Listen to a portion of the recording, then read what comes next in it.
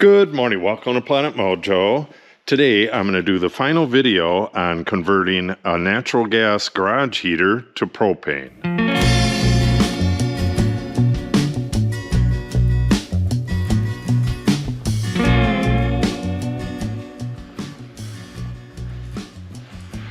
When you convert one of these heaters from natural gas to propane on the bench, unless you have all of these hookups available to you at your bench, you can't test it until you get the thing hooked up on the ceiling or wherever you're going to set it up. So what I need to do, I have the flue hooked up. I have the furnace on the ceiling, of course. I need to get the thermostat installed, the electric installed. Then I'm going to have to hook that up temporarily over on this side. I'll cut my Romex and hook it up to this busted extension cord. I've used this a bunch of times. And hook up my thermostat over here. Then I can turn the unit on and get it tested. And how you test it is by hooking this up to the manifold pressure tap on the manifold side of your valve.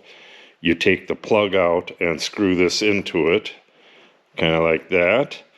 Then you just put this over the hose barb there, and in this case I should have 10 pounds of water, or not 10 pounds, I should have 10 inches of water column, which is right there.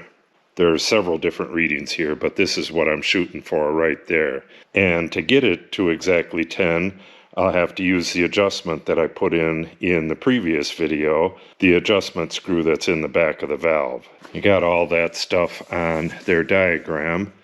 I'll need to take out that plug right there for this, and way in back here, I'll have to take that cap off and get a screwdriver down in there and adjust it until it's at 10 inches. But the first thing to do is get power to the unit and hook up the thermostat. I'll be using this BX, which is shielded cable, to get the power from the box up there to the box on the furnace. Once I have that installed, I'm going to zip tie my thermostat wire to the BX, and that hooks up right below the electrical right there. This particular BX is 3-wire. I don't need 3-wire, but it's what I have, so I'm going to use it. It's just got an extra wire, which I will leave in place and just cap off. I want 6 inches here.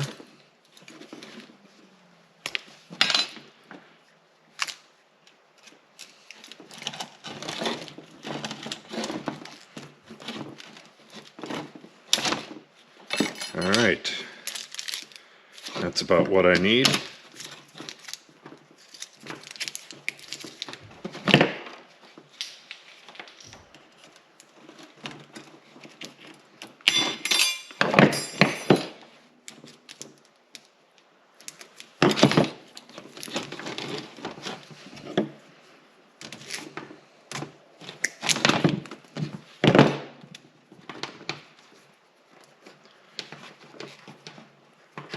Alright, I'll strip the ends of these right away so I don't have to strip it up in the air.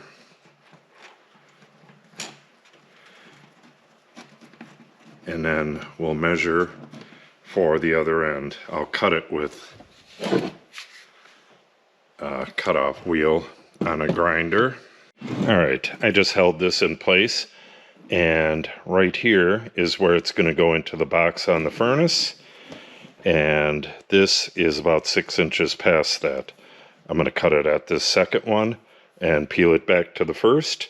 Then we'll be ready to install this.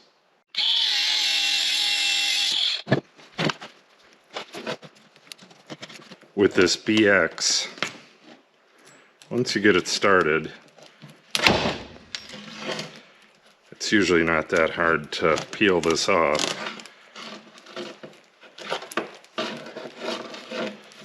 There we go. Where's my stop line? It's right here. And that's it.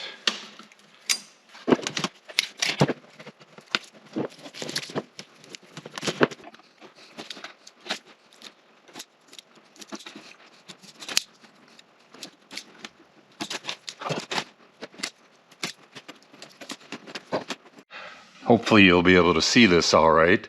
I have a BX connector on here, and I connected the BX to my box up here. These are the BX wires. Now, I took the lid off of this, and it has a little ring end on the ground, so I'm going to have to connect that to one of the screws here.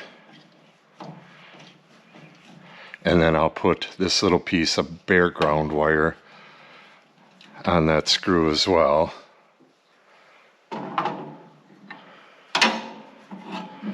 Proper grounding is important. Just put a loop on that. Turn it up.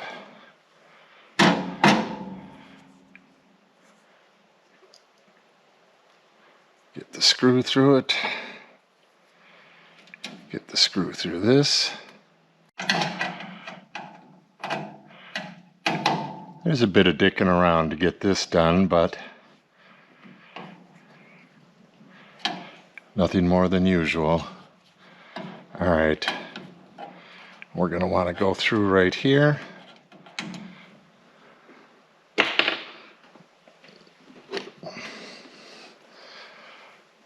All right, we'll get this onto the BX.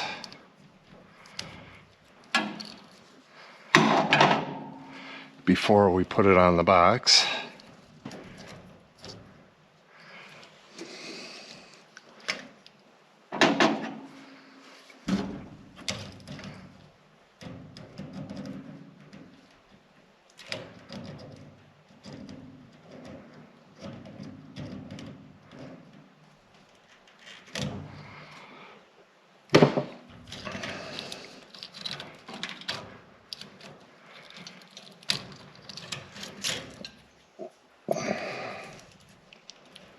Had it on backwards, big dummy.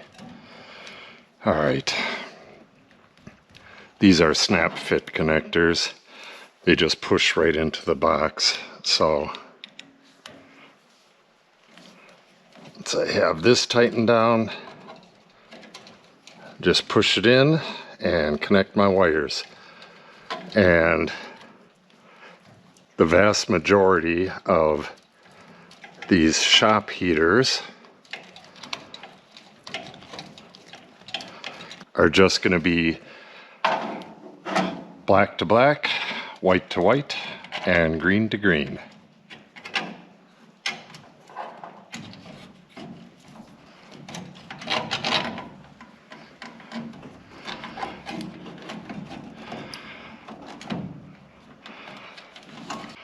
Beautiful.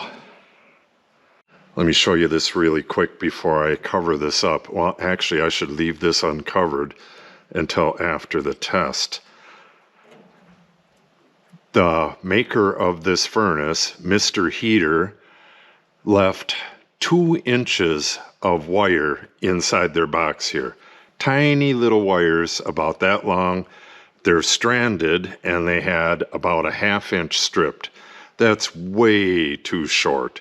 They should have been 6 inches by code. I don't know what the code is for an appliance like this, but I don't see why it should be different than any other code. Yeah, that was just crazy. 2 inches of wire. What are you supposed to do with that? It's barely enough to get out of the box, and then you got to work with that crap. Really disappointed, Mr. Heater.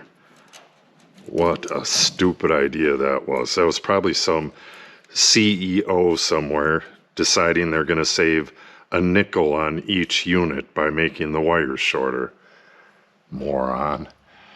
All right, these are going to be easy to connect because we have 6 inches on both of them, but it's way up in the air, so it's going to take a while. So let me get at these. I'll get this one covered up, leave this one open, and then we'll get onto the thermostat when I get back.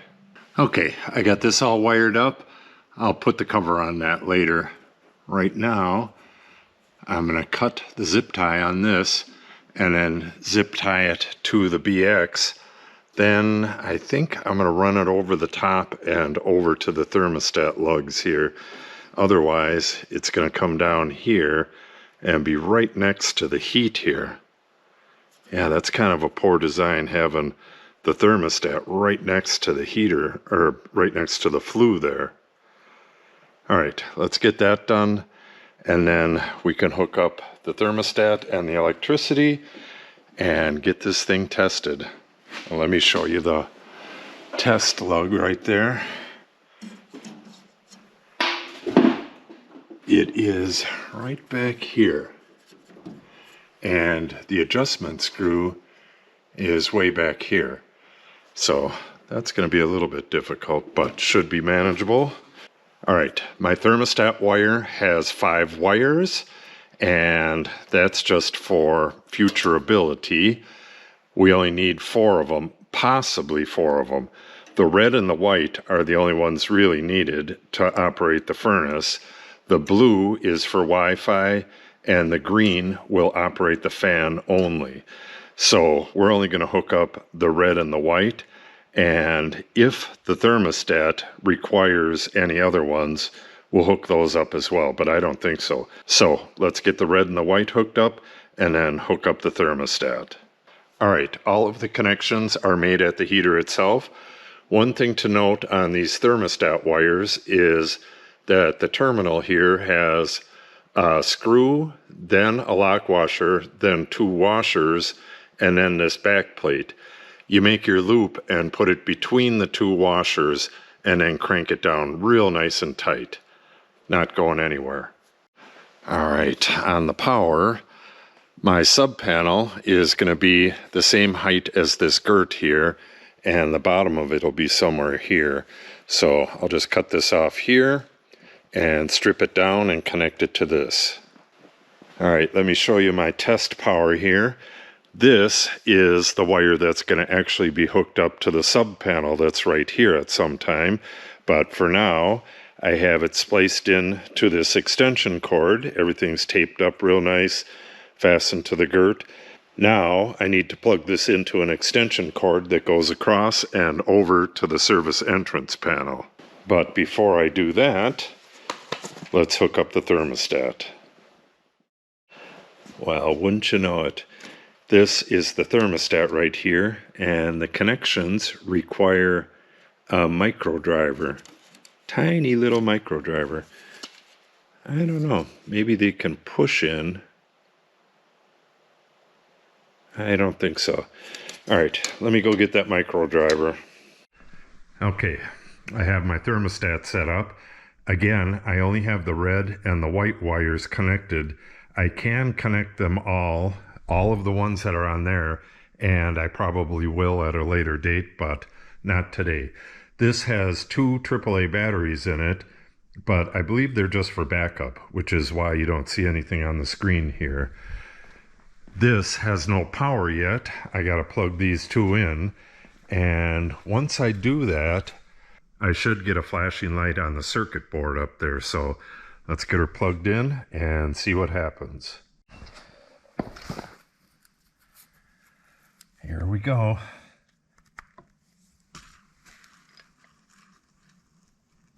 No explosion.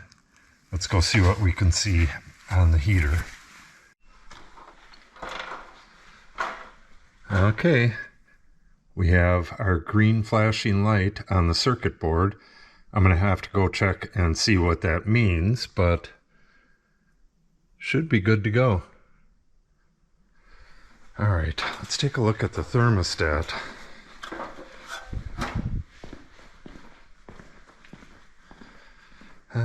Still nothing on here.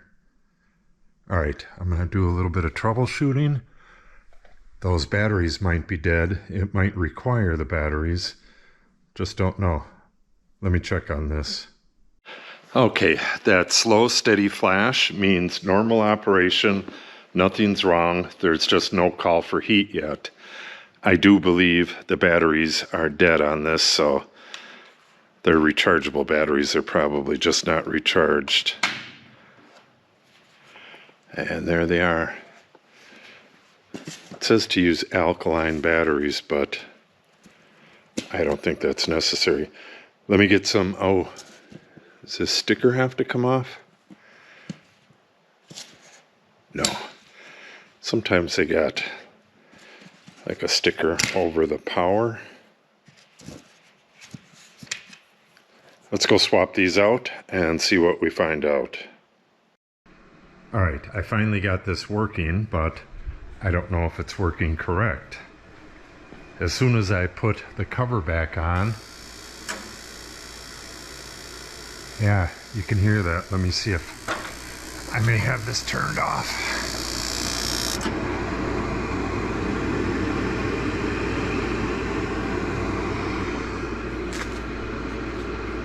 Can't see what it says.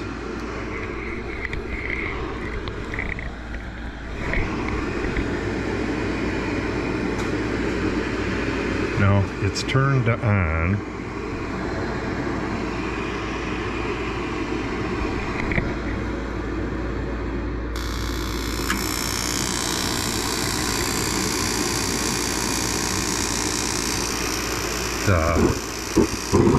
There it goes.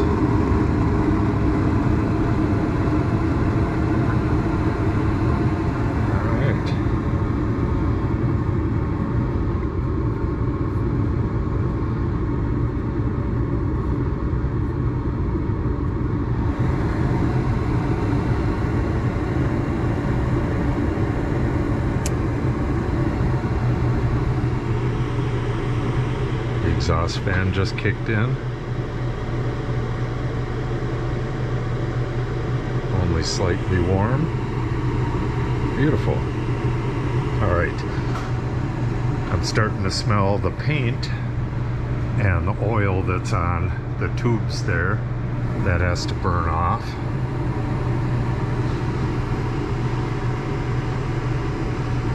Okay, I think I have to run it through one complete cycle.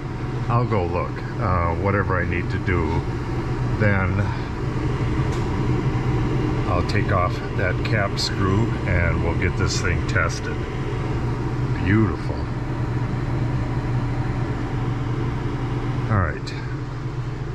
All right.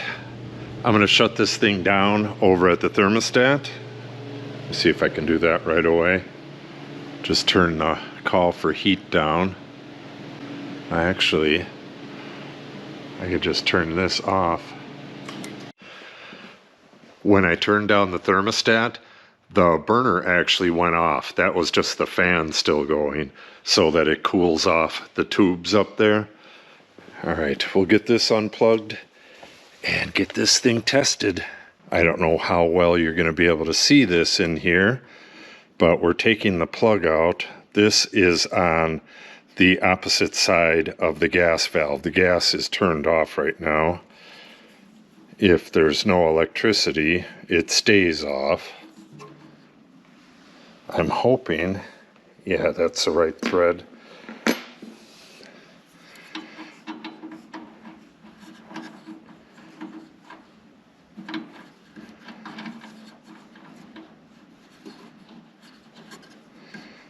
All right, now just got to tighten this down, put my gauge on it, and we'll turn the heat back on. I got to find a wrench for this. Looks like 1/2 inch. All right, it is 1/2 inch. It's going to take a little while. I don't have a whole lot of room here, so I'll get back with you in just a second. All right, we got that tightened down. Now, it's way back there. That black cap has to come off, and my adjustment is inside that. Yeah, I'll take that off right away. Hopefully this will already be set to about 10 inches water column, but I have a feeling it might be off a little bit. Let's get that cap off and get the manometer connected to this and get to testing. Okay, I have my manometer connected. I need to read 10 pounds on that, and I have my screwdriver already down into the hole there. It's kind of hard to get it in there, so I'm doing that in advance. If this is low, I'll turn that to the right to increase pressure, and if it's high, I'll turn it to the left to decrease pressure. Once it's at the right pressure, I'll turn the furnace off, turn the gas off, disconnect the power, and then take all this stuff off, and she's good to go. All right, let's fire up the furnace. All right, plug this back in.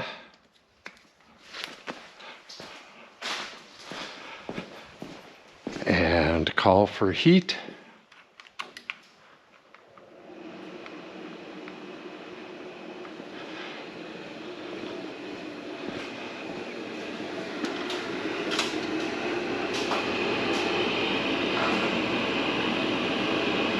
Got to wait for the gas valve to open.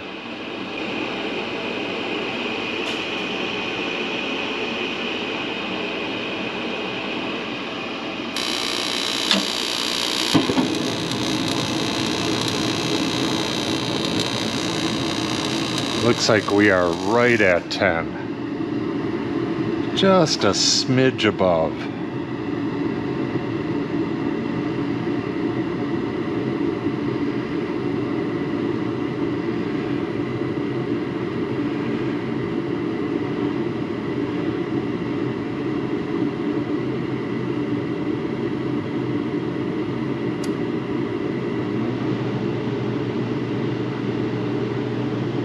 All right, it is dead on at 10.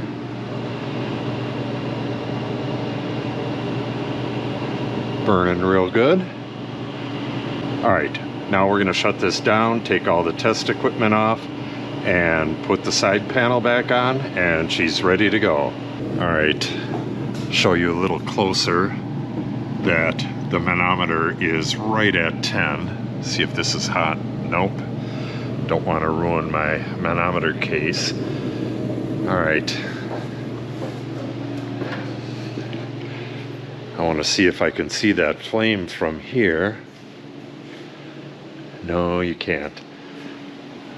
I'll turn this to off. Okay, I did hear the flame go out. Yes, the flame went out instantly when I turned it off.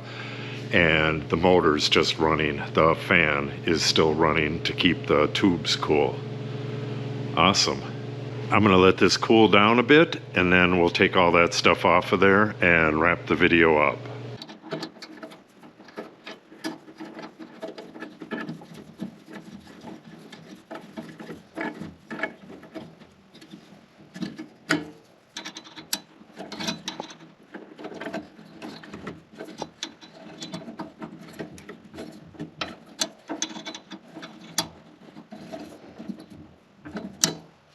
Okay, that is going to wrap up how to convert a garage heater from natural gas to propane.